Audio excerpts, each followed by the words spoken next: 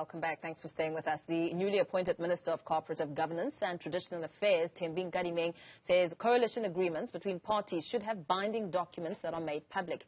It all comes after Gauteng metros have been unstable and coalition agreements falling apart and mayors changed very often.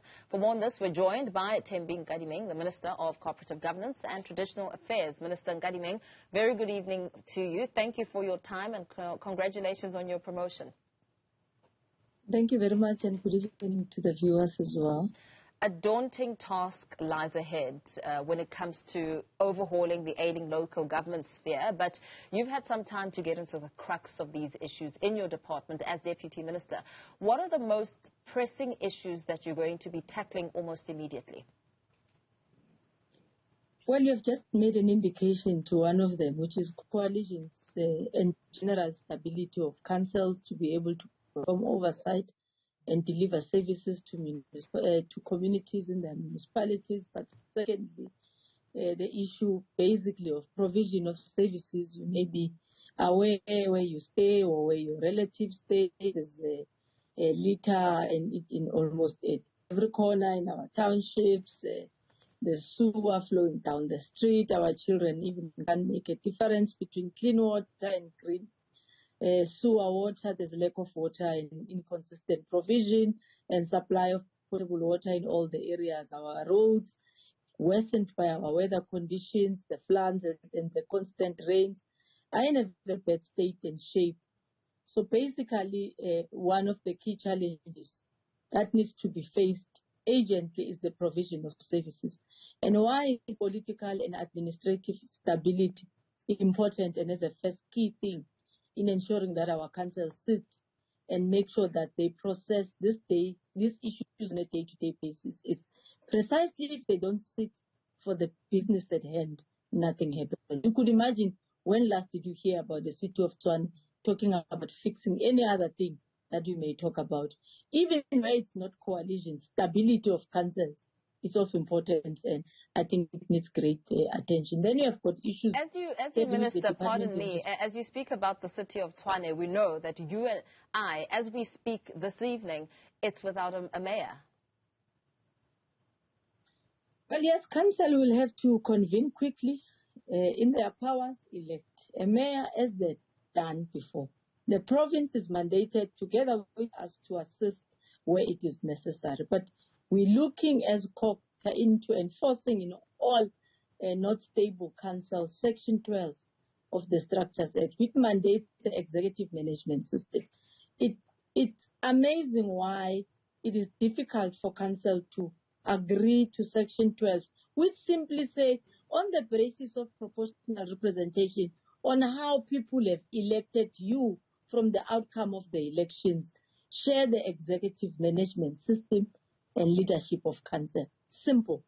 It possibly anticipated, like any other drafting of a constitution, that there may be a situation like this today. But what is the weakness of the system? It says the MEC must consult the very same council. It happened even in Nelson Mandela Bay. And council will always say, leave us to our own devices. We'll do this thing on our own. Now, this is a second attempt at one. It then calls for us as Cogta to possibly enforce, legislate, and ensure that we bring stability into all our councils. Tshwane could be on the news because we read and see it. There's quite a few that is happening that we may not even be aware of in small municipalities. And where do you believe to be some of the loopholes when it comes to tightening legislation aimed at governing agreements in municipalities? Well, I do believe that the system anticipated that we will all, at a certain level, mature as the system grows. Let's talk about the very same issue. What is at stake here? Vetting of councillors. Whose responsibility is it? A political party that is towards its own candidate. Who signs a declaration at the entrance of council that he or she is going to declare that he meets the provision of the constitution of being a council? And in this instance, it might have not happened correct. So what does it mean? It means we must now add into the system either of council to vet them 3 months before or after they've been sworn in as councillors, or IEC must do that. But it's a system which actually thought that we will take oaths ourselves seriously, not only with regard to vetting, but even when you are an individual, you are submitting your own CV. It must be a credible document. You must not have faked your qualification. But we go to a long extent in trying to in trying to ensure that those people are compliant. And I think we need to do that in council. The issues of competences are also the same. The issues of development are also the same. So it means we need to add more and more and more into our legislation to tighten and close all the gaps that are possibly there to ensure that we have a credible system. We learn with every instance and every situation. You speak about vetting, Minister, and as we look at what's happening in the city of Tshwane this evening with Dr. Makwarela and the fraud charges that are being laid by other parties like the DA, IFP, ACDP, and Freedom Front Plus, that in itself also points us back to how this happened, the vetting process. Where were the gaps and the flaws in that process that could not have anticipated this outcome? Look, as I'm saying, the legislation as it is now, the Constitution says the party needs to be able to vet its own and submit a credible list into the TRC, into the IEC. It doesn't compel the IEC to vet. It doesn't compel the council to vet. So the party is responsible. But prior assumption of a duty as a councillor, you then sign an oath, which as a councillor I did in a municipality where I was. And I declare, amongst other things, that I have not been incarcerated for over 12 months without a fine. It's quite a number of declarations that were made. For example, a councillor is not allowed to owe that municipality for more than 4 months without paying for the services that they are using. So you'll also have to declare that you don't owe, etc. But it is the responsibility of the party to ensure that those declarations are sound. 163 out of 257 municipalities are either dysfunctional or in distress as a result of poor governance, corruption, poor service delivery. I mean, we're told that President Cyril Ramaphosa favored you for this job because of your practical experience in local government. A few years ago, former Cogta Minister Thembi Nkadimeng was reported as telling MPs at the time that her department worked with municipalities, but when it comes to the responsibility for local government finances, that lay with National Treasury. I mean, this statement was made at a time where liability was needed for municipal performance and that mounting debt. What's your approach? What are you in agreement with that process, or are you of a different approach when it comes to this matter? In fact, Copta and the National Treasury work jointly. They're enjoined by the law. I mean, remember there's a MFMA, which is the Municipal Finance Management Act. Yes, Treasury is the custodian. Yes, Treasury are the ones who receives monthly reports from municipalities.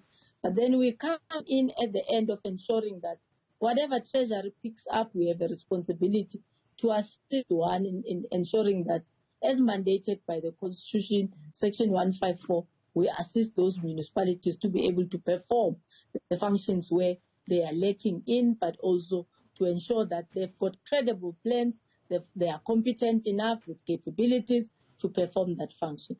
Then Treasury will allocate, as you will know, like any other government institution or entity, they will allocate the funds, they will oversee them to ensure that they are utilized, or the municipality has funds to utilize, which means we are assisting the drafting of the budget of the IDP, which outlines what the municipality will be doing in 5 years and in a chunks of years and years, and Treasury funds that. So we carry the responsibility of overseeing the performance. National Treasury carry the responsibility of funding, and to a certain extent, they also go on in terms of assisting and ensuring that financial capabilities of our staff in municipalities it's up to the standard, and they sometimes assist even with provisions of systems and processes financially to assist the municipalities, and they also oversee that. They've even adopted some of municipalities, for example, our secondary or intermediary cities, which are non-delegated. Financially, they don't report to provinces, but report to National Treasury and Finance nationally to ensure that there's that close observation and day-to-day and constant touch. So we sit on a fora quarterly to review the Section 52 report of municipalities and find a way on how to intervene. That is why if you find in interventions, most of the time there's both Cogta and National Treasury. And some, of course, in some instances, the municipality will most necessarily be having a financial element or financial management challenge without necessarily service delivery, and you'll find that National Treasury takes the lead. So without cooperation, you can't say that this one is not my responsibility. It may not necessarily entirely be what we are supposed to do on a day-to-day basis, but the two are married. If you are not having financial muscle, you will not be able to deliver services. So what will be the outcome of IDP? Because it talks about the roads, it talks about water, and where would you get the money if National doesn't provide you? Or if you do not utilize it appropriately, it means the very same money that has been given, according to our plans, will not be utilized to discover and get what is supposed to be achieved at the end of the financial year. Yeah, I tell you why I asked, because at the time it was believed that the minister was trying to pass this hot potato to Treasury instead of being responsible as a government to push for healthy municipal financial management within the department, as opposed to just passing it on to National Treasury at a convenient time. Well, in fact, even our own competency framework of Cogta, which says and guides municipalities how must they select and appoint within their recruitment management processes, it has got financial management and financial accountability as one of the 10 pillars of what makes a competent manager in a municipality. So we will not rather say this one must do this and this one must not do that, because the two are not divorceable. It's only the AG that comes at the end of what both DCOC and the National Treasury would have done at the end of the financial year to say, okay, you said this municipality will perform this municipality, you will build this road. Show me that road. Is it of quality? Was the money spent there? And then you get the audit outcome. And what are we doing with regard to improving what the AG has, their based program of capacity development jointly with National Treasury and even with SALGA in some of the instances, to ensure that there is a coordination and cooperation, and we're able to cover quite a large ground with regard to what we can do to assist the capacity of municipalities. So I find them not divorceable. Okay, very well. Thank you so much. Thanks for your time.